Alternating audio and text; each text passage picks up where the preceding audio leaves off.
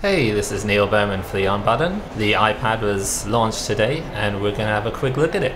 The iPad is a really nice looking device. It feels really great in the hand. It's actually a little bit heavier than it might initially appear, so after a while of holding it, it can get a little bit tiring, but the design looks really beautiful like we've come to expect from Apple. Very simple surfaces. Browsing on the iPad is a really fluid experience. The page scrolls really smoothly, the screen is very responsive to the touch, and the actual lack of flash was not as big of a problem as I initially feared. What you actually find is if you have, for example, a YouTube link in a page, it comes up as the HTML5 video so that it plays back properly.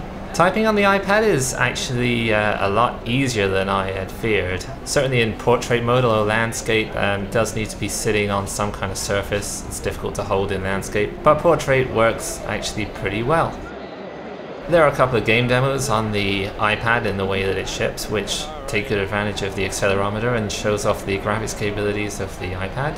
Watching videos is a mixed experience on the iPad. The screen is in an old style 4:3 TV format, so you do get these big black bars on either side. So you can zoom in the video, but you do lose about sort of 15 to 20% on each side. iBooks is a really nice application for reading books. It has very nice transitions, really nice animation. There's a fairly good selection in the library, but hopefully that will improve as more content providers come on board with Apple. What's also nice is there is a screen brightness display in the top right corner of iBooks so that you can dim the screen if you're reading in a dark room, which is really nice. On the downside, it seems like the screen is not quite bright enough or outdoor readable capable, so you might struggle a little bit compared to a Kindle if you're trying to read with the iPad outside on a sunny day. So should you buy an iPad?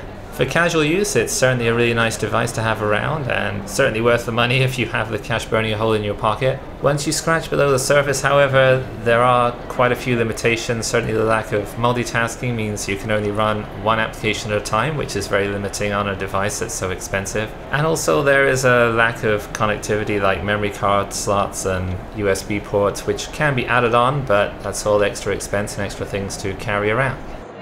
I'm Neil Berman for the On Button, and this was the Apple iPad.